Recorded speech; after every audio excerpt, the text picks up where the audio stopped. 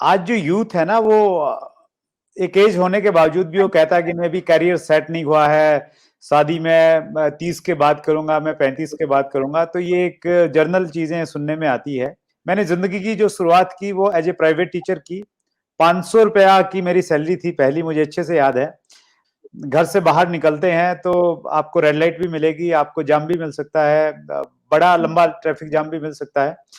हमारे यहाँ एक कहावत है, पहला सुख निरोगी काया, दूजा सुख जेब में माया।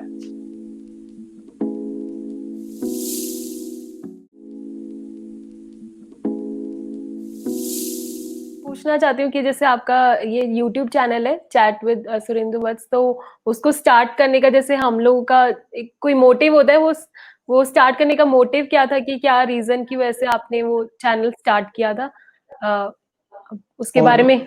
और आपकी टीम में कितने लोग काम कर रहे हैं? जैसे क्योंकि मोस्टली क्या होता है, यूट्यूबर्स वन मैन आर्मी होता है, एडिटिंग भी करता है, शूटिंग भी करता है, सब हम कुछ लोग करता है। तो आप और आपके पीछे कितने लोग हैं जो आपके लिए काम कर रहे हैं, अगर आप इसकी बताना एक चाहें तो? यूट्यूब चैनल के बारे में। जी, बड़ी इंटरेस्टिंग स्टार्टिंग रही।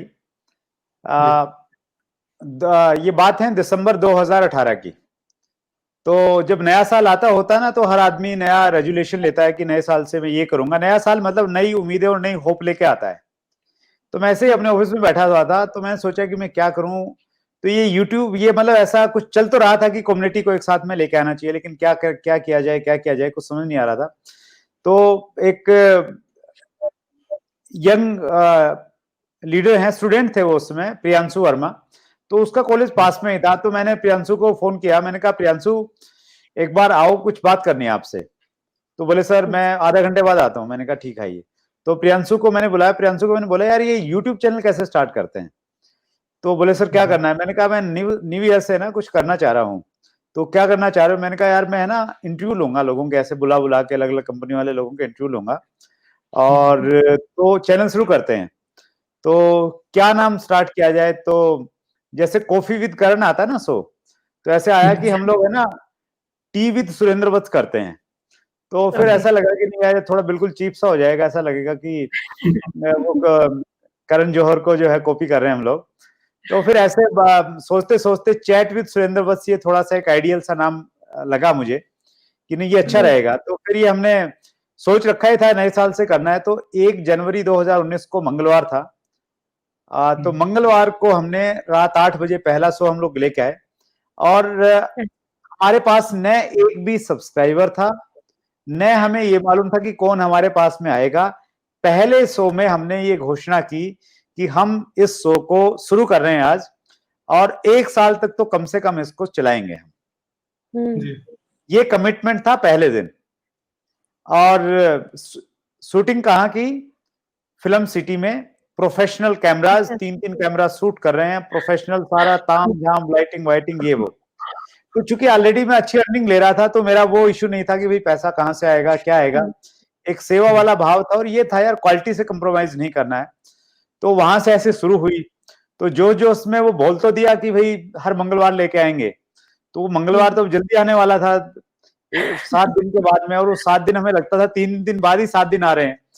तो फिर हमने शुरू किया यार किसको बुलाएं। और जब आपका चैनल छोटा होता है तो जो बड़े बड़े लोग हैं वो थोड़ा सा हेजिटेट करते हैं, वो देखते हैं यार सब्सक्राइबर बेस कितना है। तो वो थोड़ा सा इश्यू रहा, लेकिन हमारी जो इंटेंशन थी वो इंटेंशन लोगों ने देखी, और उस इंटेंशन की वजह से बड़े बड़े नाम हमारे पास में आते रहे।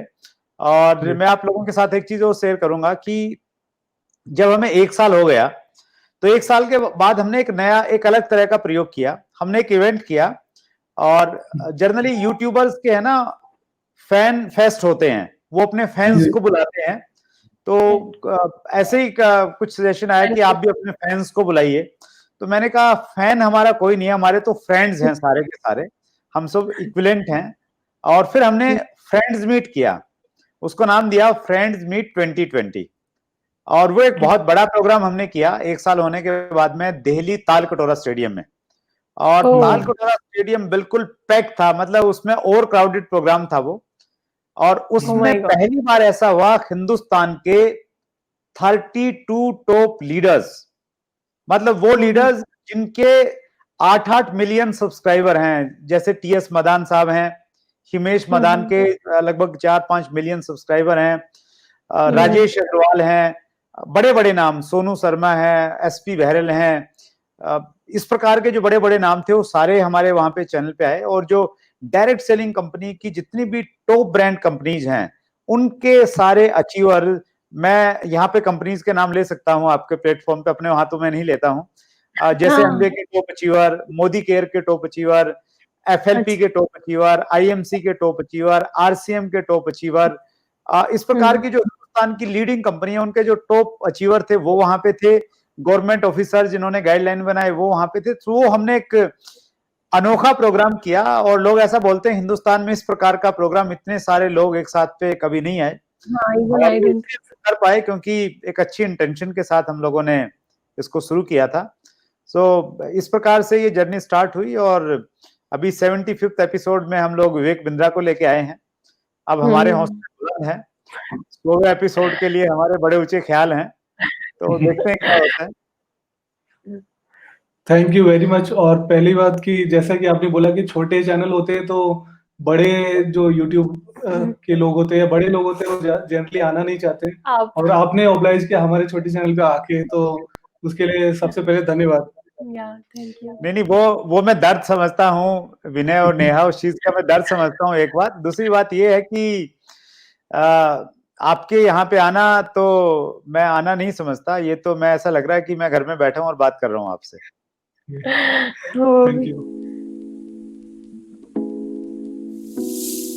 अभी चल रहा है टाइम, जैसे कोविड का टाइम चल रहा है, तो काफी नेगेटिविटी माहौल में है, तो उस नेगेटिविटी को आप कैसे दूर करते हैं ये, या फिर लोगों को क्या कर सकते हैं ऐसा कि वो नेगेटिविटी, जैसे कि बाहर नहीं जा सकते, बहुत घुटन, या फिर किसी से बात नहीं कर सकते, काफी लोग नेगेटिव हो चुके हैं इस टाइम पे, तो उस टाइम में काफी लोग के जॉब्स चले गए हैं, जैसे कि इनकम चली गई, बिजनेसेस रुक गए, तो बहुत सारी प्रॉब्लम्स लोग फेस करें, तो उस टाइम में ये नेगेटिविटी कैसे हम लोग डील करें इस नेगेटिविटी से, वो आप कैसे डील करें, तो अगर आप उसके बारे में कुछ बता सकते तो।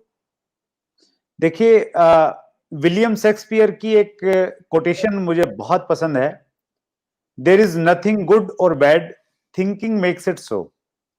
There is nothing good or bad, thinking makes it so. जो भी परिस्थिति है ना, वो परिस्थिति वैसी है जैसा हम उसके बारे में सोच रहे हैं। मैंने ये सीखा है पिछले 20 सालों में, बहुत सारे ट्रेनर्स को लाइव सुन के और बहुत सारी किताबें पढ़ के। हर प्रॉब्लम में आपको एक अपॉर्चुनिटी मिलती है, हमेशा मिलती है, बस आपका देखने का नजरिया वैसा होना चाहिए। सो अगर किसी की जॉब चली गई है तो वो उसको अपॉर्चुनिटी माने कि उसके पास में कुछ बड़ा करने का मौका है। वो अगर सराउंडिंग में देखेगा ओपन माइंडेड से, अगर वो परेशान हो जाएगा कि नहीं जॉब चली गई है, आगे तो परिस्थिति और खराब होने वाली है, लोगों को निकाला जा रहा है, मेरा पता नहीं क्या होगा, अगर वो वैसा सोचेगा तो फिर वैसी परिस्थितियां उसके पास में आ जाएंगी। लेकिन वो अगर ये सोचेगा कि नहीं कुछ मेरे साथ में होने वाला है, तो फिर वैसी परिस्थितियां और वैसा उसका दिमाग काम करेगा। सो मेरा ये मानना है, बिल्कुल निराश नहीं होइए, बिल्कुल हताश मत होइए आप, और जो भी परिस्थिति है वो परिस्थिति में एक अपॉर्चुनिटी है आपके लिए, वो अपॉर्चुनिटी ढूंढिए, आप देखिए क्या है। और पिछले दिनों में रितेश अग्रवाल का एक इंटरव्यू देख रहा था, डॉक्टर विवेक बिंद्रा ने एक इंटरव्यू लिया है, और उसमें रितेश अग्रवाल ओयो ग्रुप के जो फाउंडर हैं, ओयो के फाउंडर रितेश अग्रवाल ने ये कहा कि जो अच्छे मछुआरे होते हैं, जब समुद्र में ज्वार भाटा आता है तो वो अपने जो जाल होता है उस जाल को सीलने का काम करते हैं, ताकि जब नॉर्मल स्थिति होगी तो अच्छे से जो है अपने जाल का इस्तेमाल करके और शिपिंग के लिए जा सकते हैं समुद्र में। सो ठीक उसी प्रकार से जो टफ टाइम आता है ना, स्पेशली ये टाइम है, आप अपने आप को इम्प्रूव कीजिए, सीखिए, कुछ अपने आप को बेटर कीजिए, कुछ नई लर्निंग लीजिए। सो कभी भी किसी भी परिस्थिति में हमें नेगेटिव नहीं होना चाहिए और ये नहीं मानना चाहिए कि समय खराब है, उसका बस थोड़ा सा नजरिया चेंज कर लीजिए। चश्मा जिस कलर का आप पहनते हैं ना, वैसी चीजें दिखने लग जाती हैं। तो आप अगर एक अच्छी अपॉर्चुनिटी वाला चश्मा पहनेंगे तो फिर आपको सब कुछ अच्छा और हरा हरा ही दिखेगा। तो ऑन अ पर्सनल फ्रंट अगर मैं आपसे पूछूं कि कोविड-19 की वजह से आपकी बिजनेस को क्या कोई नुकसान हुआ है किसी तरीके का? आई एम श्योर आपने ऑलरेडी इतना काम किया है कि नॉर्मली तो कुछ हुआ नहीं होगा, पर अगर आप बताना चाहें कि ऐसा कुछ आपको हुआ और उसको आपने कैसे हाँ, कैसे ओवरकम किया या कैसे उस परिस्थिति को सर्कमवेंट किया? नहीं, ये विनय हमारे लिए एक बहुत बड़ी अपॉर्चुनिटी थी, और हम लोगों को पहले बताते थे कि आपके पास में एक सेकंड इनकम सोर्स होना चाहिए। आप जॉब कर रहे हैं या बिल्कुल। आप बिजनेस में हैं तो सेकंड इनकम सोर्स होना चाहिए, और डायरेक्ट सेलिंग को सेकंड इनकम सोर्स के रूप में ही लोगों को किया जाता है। लेकिन लोग मानते नहीं थे, तो कोविड ने ये हमारा काम आसान कर दिया है। कोविड ने बता दिया है कि सेकंड इनकम सोर्स होना चाहिए, और डायरेक्ट सेलिंग एक इनकम सोर्स है। सो ये जो परिस्थिति आई, हम उसको बहुत पॉजिटिव वे में ले रहे हैं, एक बात। दूसरी बात ये है कि मार्च तो फिर भी ठीक था, अप्रैल मई में 2 महीने में कुछ भी काम नहीं हो पाए, इंडस्ट्रियां बंद रही। लेकिन डायरेक्ट सेलिंग में न केवल मात्र हमारी कंपनी, अभी तो जितनी भी डायरेक्ट सेलिंग की कंपनियां हैं उनमें बहुत ज्यादा फर्क नहीं पड़ा। बिजनेस 100% से घट के 90, 80, 60 तक आ गया होगा, लेकिन उससे नीचे मुझे नहीं लग रहा किसी का बिजनेस गया हो, क्योंकि हमारे पास में जो प्रोडक्ट होते हैं डायरेक्ट सेलिंग में वो एसेंशियल प्रोडक्ट्स हैं, घरेलू यूज के प्रोडक्ट हैं, और वेलनेस प्रोडक्ट में हम लोग ज्यादातर काम करते हैं। सो उन प्रोडक्ट की तो रिक्वायरमेंट और बढ़ गई, क्योंकि इम्यूनिटी को बढ़ाना था, अच्छी हेल्थ करनी थी, तो खूब हमारे प्रोडक्ट सेल हुए, खूब हमारा बिजनेस गया। और मार्च, अप्रैल, मई में, जून में स्पेशली नए रिकॉर्ड्स बने, नए नए लेवल्स लोगों ने अचीव किए हैं। और जहां गाड़ियां नहीं बिक रही हैं, डायरेक्ट सेलिंग वाले लोगों ने खूब सारी गाड़ियां खरीदी हैं। खूब सारे फोटोग्राफ्स आते हैं फेसबुक पे और इंस्टा पे डालते हैं लोग। सो डायरेक्ट सेलिंग एक बड़ी अच्छी अपॉर्चुनिटी है, और ये हमने इसको बहुत कैच किया, और नई नई टेक्नोलॉजी हमने सीखी है। और हम लोग प्लान कर रहे हैं, हमारी कंपनी का हम एनिवर्सरी फंक्शन हम लोग सेलिब्रेट करते हैं हर साल। तो इस साल हमारा टारगेट है कि हम लोग 5 लाख लोगों के साथ में उसका डिजिटली सेलिब्रेशन करेंगे। 5 लाख का हमने टारगेट लिया है। सो 5 लोग उस प्रोग्राम को लाइव देखेंगे। अदरवाइज हम लोग सोच ही नहीं सकते थे कि 5 लाख लोगों को हम लोग कोई लाइव प्रोग्राम दिखा सकते हैं। सो ये सारे के सारे पॉजिटिव इफेक्ट्स हैं कोविड-19 के। नाइस। तो आपने बहुत अच्छे से बताया कि कैसे इसको पॉजिटिविटी आप लोगों ने लिया है, और इस चीज को अपॉर्चुनिटी जैसे लिया है, तो वो आपने पॉजिटिविटी की जो बात की वो आपने यहाँ पे करके दिखाया।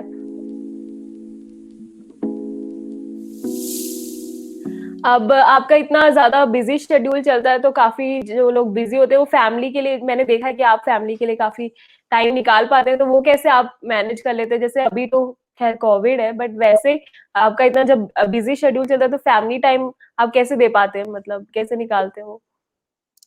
देखिए, लाइफ में बैलेंस होना बहुत जरूरी है, और मेरा अपना ये रहता है कि जब मैं घर से बाहर रहता हूँ तो फिर मैं टोटली घर से बाहर हूँ, और जब मैं घर में रहता हूँ अच्छा। तो पूरा मैं फैमिली के लिए हूँ। मैं खूब गप्पे मारते हैं बच्चों के साथ में, और मैं बाहर जाता ही नहीं। मतलब मैं जब घर पे हूँ तो मैं टोटली घर पे ही हूँ, और जब मैं बाहर हूँ तो बाहर हूँ, और उसको बैलेंस बना के चलते हैं। और सबको मालूम है कि ये बिजनेस हमारे लिए कितनी बड़ी प्रायोरिटी है। सो वो बैलेंस करना आना चाहिए हर व्यक्ति को। सो मुझे नहीं लगता कि कभी ऐसी प्रॉब्लम आती है। और दुनिया के जो अच्छी अच्छी प्रॉपर्टीज हैं उसमें हम लोग जाते हैं, रहते हैं, रुकते हैं, तो फिर ये लगता है कि यार साल में 2 बार ही जाना है, लेकिन जो बेस्ट है वहां पे जाने का मौका मिलेगा तो वो एक्साइटमेंट बना रहता है बच्चों में। ओके।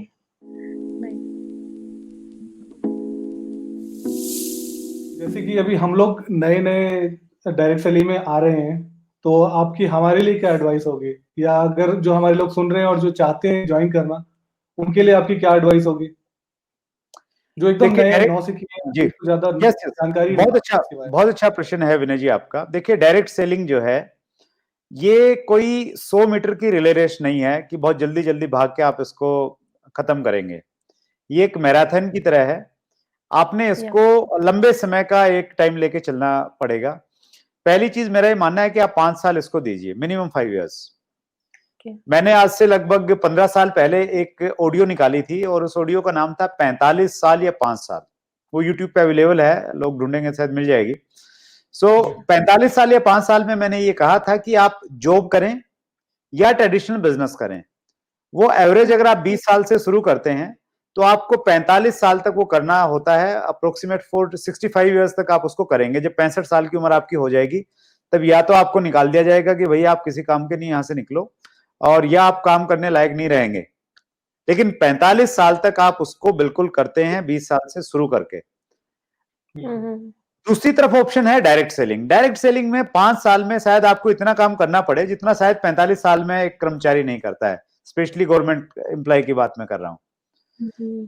लेकिन 5 साल अगर आपने काम कर लिया ना, तो फिर बाकी की जिंदगी आप एंजॉय करेंगे, फुल मस्ती करेंगे, पूरी दुनिया में घूमेंगे, security, money, freedom, recognition, celebrity वाला स्टेटस, सब कुछ आपको मिल सकता है। लेकिन वो 5 साल सिर्फ देने नहीं है कि यार मैंने फॉर्म भर दिया, 5 साल के बाद सब कुछ हो जाएगा। वो 5 साल आपने डिसिप्लिन के साथ में काम करना है। हर कंपनी का है ना एक सिस्टम होता है। सिस्टम किन्होंने बनाया है? सीनियर लीडर्स ने बनाया है, जिन्होंने 10, 15, 20 साल तक काम किया है।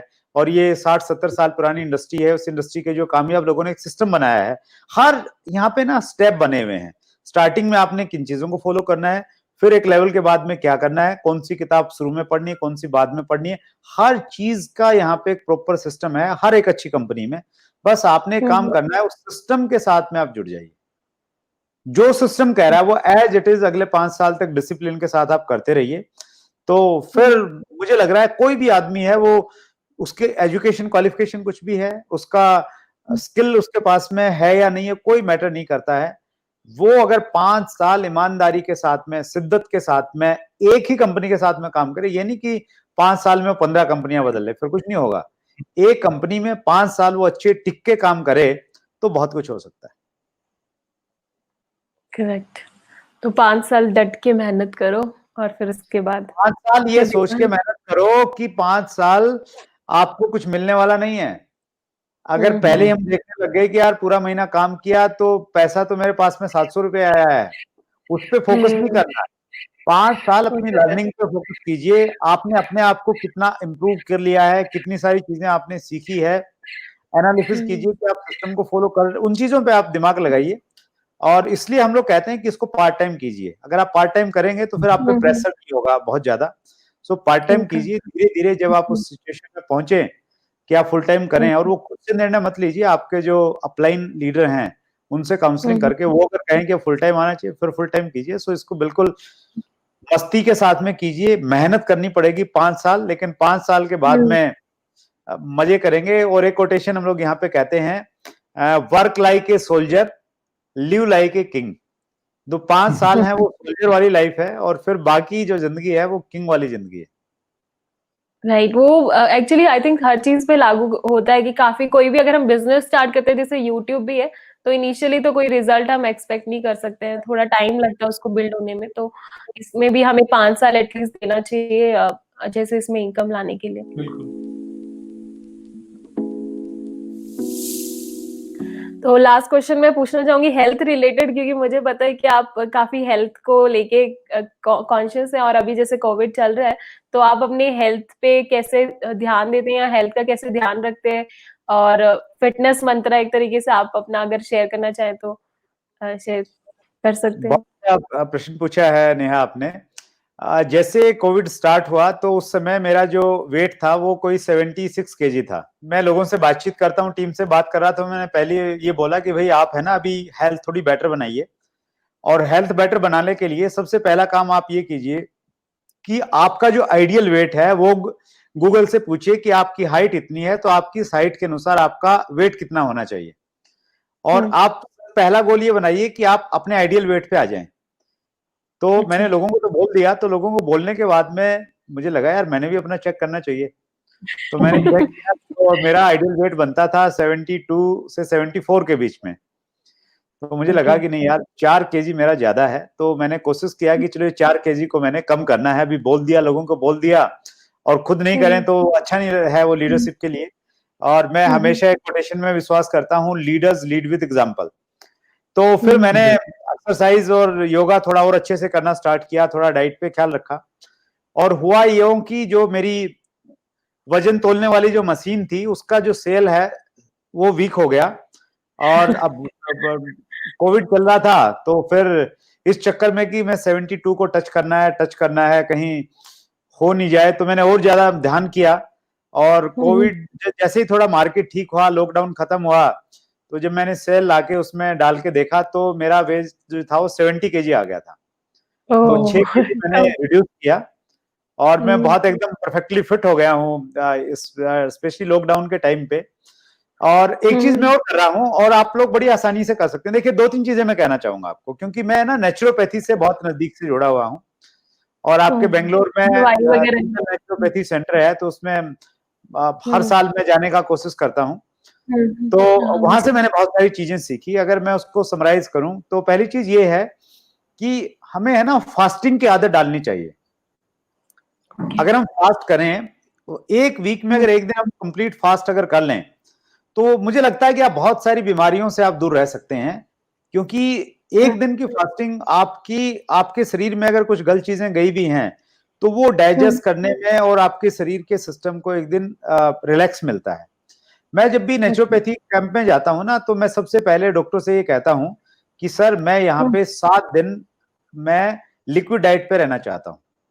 तो आगे होकर मैं कहता हूँ 7-7 दिन मैं वहां पे लिक्विड डाइट पे रहता हूँ, मतलब दिन में 4-5 बार सिर्फ जूस होते हैं अलग अलग तरह के, वो पीते हैं और या सूप मिलता है, उसके अलावा कुछ भी नहीं रहता है। तो उससे इतना फायदा मिलता है, बहुत जबरदस्त फायदा मिलता है। और अभी 10 जून को ऐसे ही एक मैंने निर्णय लिया कि मैं 21 दिन तक बगैर अनाज के मैं रहूंगा, मतलब गेहूं रोटी नहीं खाएंगे और चावल वावल कुछ नहीं खाएंगे। तो ऐसे ही सुदेश ने बोला कि आप ये कीजिए, थोड़ा अच्छा रहेगा। तो ऐसे मैंने कहा चलो करते हैं। और फिर 21 दिन पूरे हो गए थे ये अपना 30 जून को। फिर मुझे लगा कि नहीं 1 महीना पूरा करना है, तो कल मेरा 1 महीना पूरा हो जाएगा। आज 9 है ना, आज ही हो गया शायद। मुझे 30 दिन हो गए हैं नेहा, मैंने न रोटी खाई है न मैंने चावल खाया है। मैं फ्रूट और वेजिटेबल पे हूँ और मेरा जो एनर्जी लेवल है वो पहले से कई गुना ज्यादा बढ़ गया है।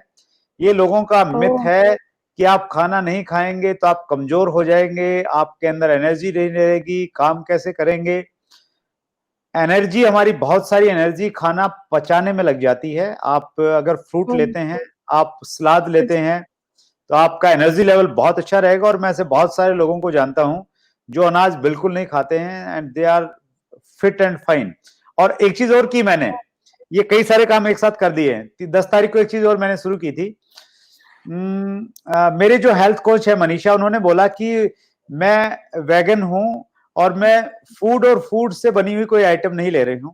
और फिर मुझे मालूम चला कि विराट कोहली भी इस चीज को फॉलो कर रहे हैं, और विराट कोहली अगर किसी चीज को फॉलो कर रहे हैं तो फिर इसका मतलब ये है कि उसको फॉलो करना चाहिए। और पिछले 29-30 दिनों से मैंने दूध और दूध से बनी हुई कोई आइटम ये भी इस्तेमाल नहीं की।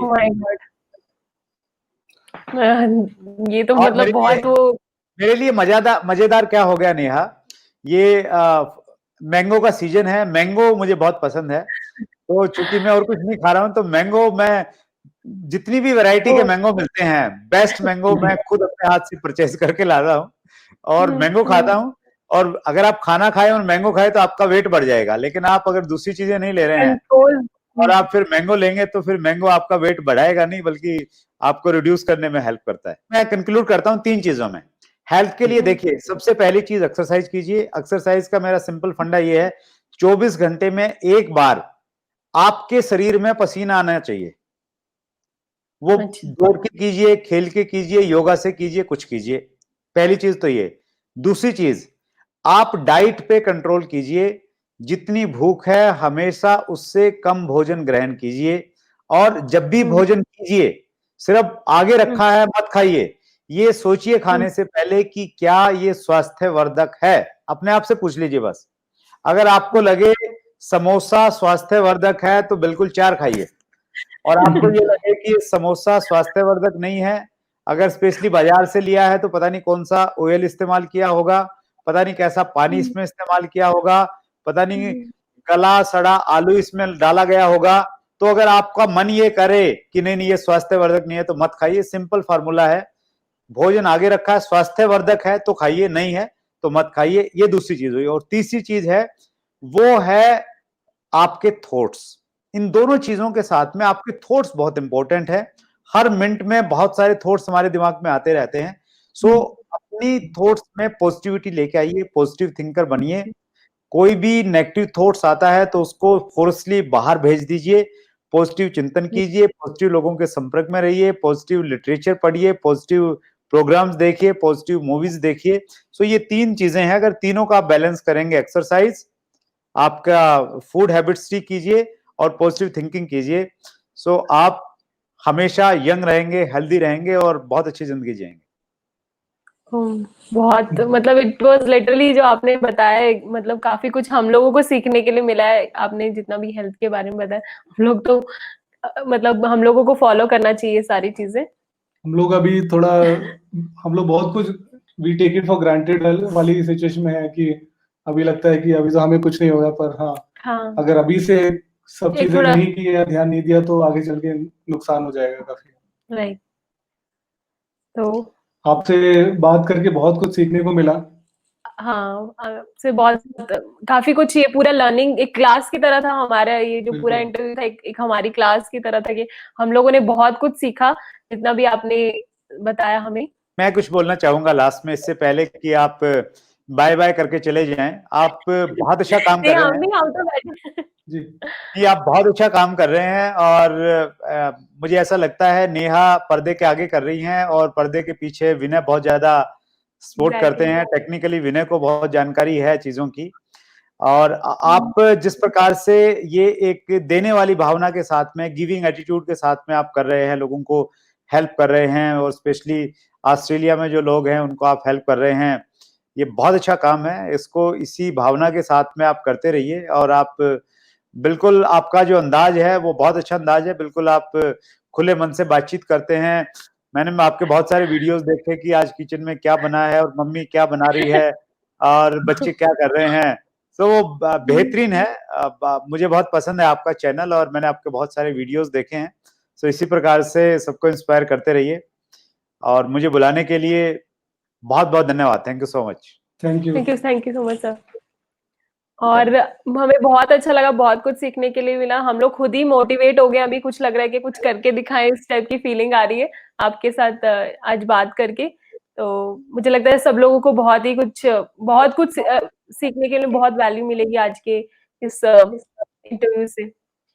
नहीं, और आप आगे डायरेक्ट सेलिंग को लेके जो आप शुरुआत कर रहे हैं ना, तो देखिए डायरेक्ट हम्म, सेलिंग एक बहुत बड़ी चीज है। लोग नहीं हम्म, समझ रहे इसको, आने वाले टाइम में समझेंगे। मतलब इसको आप यो मानिए, अगर मैं इसको कंपैरिजन करूं तो इसको वैसे मैं कंपेयर कर सकता हूं कि जैसे आज से 100 साल पहले, 100 years बैक की अगर हम बातचीत करें ना, तो जमीन की कोई वैल्यू नहीं थी। गांव में जो जमीनें होती थी तो वो ऐसे पड़ी हम्म, रहती थी, कोई उस पर खेती नहीं करता था। जिसने हम्म, जितनी खेती करने लग गई तो बाद में उसी की जमीन हो गई वो, तो उसकी कोई वैल्यू नहीं थी। तो इस हम्म, समय डायरेक्ट सेलिंग को लेके है ना, नेगेटिविटी है, लोग इसकी वैल्यू नहीं समझ रहे हैं। लेकिन आने वाले हम्म, टाइम में जिसका आप जितना बड़ा नेटवर्क बन गया ना, तो वो उसका हम्म, वैसे ही काम हो गया जैसे पहले किसका जमीन पे कब्जा हो गया ना, तो वो उसकी जमीन है और उसकी पुश्तैनी जमीन बन गई। तो वैसे ही हम्म, नेटवर्क मार्केटिंग को लेके आज अगर नेटवर्क जो लोग बना के ले गए ना, तो वो जो है आने वाली पीढ़ियों को बहुत कुछ देके चले जाएंगे। तो एक राइट टाइम है, और स्पेशली आप जैसे एजुकेटेड बच्चे अगर इसको टॉप प्रायोरिटी पे लेके अगर करेंगे, क्योंकि आपका हम्म, आपने क्या है कि प्रॉपर एजुकेशन ली है स्कूल कॉलेज से, और उस एजुकेशन को थोड़ा सा बस इसमें सीरियसनेस होनी जरूरी है, क्योंकि यहाँ पे कुछ पैसा वैसा ज्यादा लगता नहीं है और पैसा आता हम्म, भी नहीं है शुरू में। तो वो चलिए। मोटिवेशन लेवल नहीं बनता कहीं ना कहीं। सो वो मोटिवेशन लेवल अपना बना के रखना है बस। जी बिल्कुल। ओके। और आपके पास तो चौहान साहब हैं, उनके पास में बहुत अच्छा तजुर्बा है, लेकिन पापा को पापा जनरली लोग अपलाइन नहीं मानते हैं। तो आप नहीं, अभी कीजिए। तो मैं बात और कर। हाँ, हमारा एक एजुकेशन चैनल है, यूनिक एजुकेशन सिस्टम। यूनिक जी एजुकेशन सिस्टम यूट्यूब चैनल है, तो उसको आप ओके, जी, सब्सक्राइब लिंक हम कर कर देंगे। लीजिए। लिंक तो हाँ। यूनिक एजुकेशन सिस्टम को आप सब्सक्राइब करेंगे ना, तो उस पर हर रोज रात 7 बजे, शाम को 7 बजे एक सीनियर लीडर्स का एक ट्रेनिंग प्रोग्राम होता है, सेमिनार होता है, प्रोडक्ट वाइज प्रोग्राम रहते हैं। सो उनको आप ओके। फॉलो करते रहिए, नोट्स बनाइए, चीजों को थोड़ा सीखते रहिए। और मेरा नंबर आप दोनों के पास में है, आप जी। टच में रहते हैं हम सब लोग। जी बिल्कुल। वी आर वेरी लकी कि हमारे पास हम डायरेक्ट कांटेक्ट कर सकते हैं आपको। तो yes yes. Thank you so much. और आज हम लोग एकदम चार्ज अप हो गए हैं, मुझे लगता है हमारे व्यूअर्स भी एकदम चार्ज अप हो गए होंगे कुछ ना कुछ करने के लिए, और काफी पॉजिटिविटी उनकी लाइफ में आई होगी आज के इंटरव्यू के बाद। तो और थैंक यू। अपने बिजी स्केड्यूल में से हमारे लिए इतना समय निकालने के लिए बहुत बहुत धन्यवाद। नहीं कोई ऐसी बात नहीं, बस मैंने उज्जवल पाटनी का इंटरव्यू फिनिश किया था और जब नेहा ने पहले फोन किया होगा तो उसमें इंटरव्यू चल ही रहा था, तन्वी बीच बीच में आके मुझे बाइक दिखा रही थी कि नेहा दीदी का कॉल आ रहा है। मैंने कहा शांति रखो भी खत्म होने वाला है। तो अच्छा लगा। अलका जी का भी मैसेज था मेरे पास में कि नेहा को थोड़ा अच्छे से बोलिएगा, तो बताना कि बहुत अच्छे से हो गया है। अच्छा, वो मुझे बार बार बोले जा रहे थे कि उनसे, क्योंकि मम्मी आप बोल रहे थे कि आप उनसे बात करो तो ऐसे बात करना, ऐसे बात, मम्मी ने मुझे बहुत डरा दिया था एक्चुअली। नहीं, बहुत बढ़िया। देखिए हर व्यक्ति का अपना एक है ना, अपना एक स्वभाव और अंदाज होता है। तो आपका अंदाज बहुत बढ़िया है, इसको आप किसी को कॉपी करने की कोशिश मत करो, बस इसी अंदाज से बात करते रहो। Thank you. तो thank you, will keep in touch. Thank you Vinay ji. Thank you. तो फ्रेंड्स, आई होप आप लोगों को आज की वीडियो से काफ़ी कुछ जानने के लिए मिला होगा, काफ़ी कुछ सीखने के लिए मिला होगा, जो कि इस वीडियो बनाने का मोटिव था। तो आई होप आप लोगों को अच्छी लगी होगी ये वीडियो। अगर आपको ये वीडियो अच्छी लगी है तो इसे एक थम्स अप देना, चैनल पे न्यू है तो सब्सक्राइब कर लेना, बेल आइकन भी दबा देना ताकि आप मेरी कोई भी वीडियो मिस ना करें। और इस टाइप की इंस्पिरेशनल वीडियोस तो मैं अभी लाती रहूँगी हमारे चैनल पे, और व्लॉग्स तो हैं ही, व्लॉग्स में भी मैं आपको कुछ ना कुछ सिखाने की कोशिश करती हूँ। और फ्रेंड्स, अगर आपको मेरी ये वीडियो अच्छी लगी है तो आपको मेरी ये वीडियो ज़रूर अच्छी लगेगी, जहाँ पे मैंने यहाँ पे जो बैंगलोर का RCM पिकअप सेंटर है उसमें कैसी कैसी चीज़ें मिलती है, कैसे शॉपिंग कर सकते हैं, उसके बारे में दिखाया। तो उसमें आपको डायरेक्ट सेलिंग के बारे में थोड़ा बहुत, और के कैसे प्रोडक्ट्स हैं जिस कंपनी से मैं जुड़ी हूँ उसके बारे में जानने के लिए मिलेगा। तो I will see you there.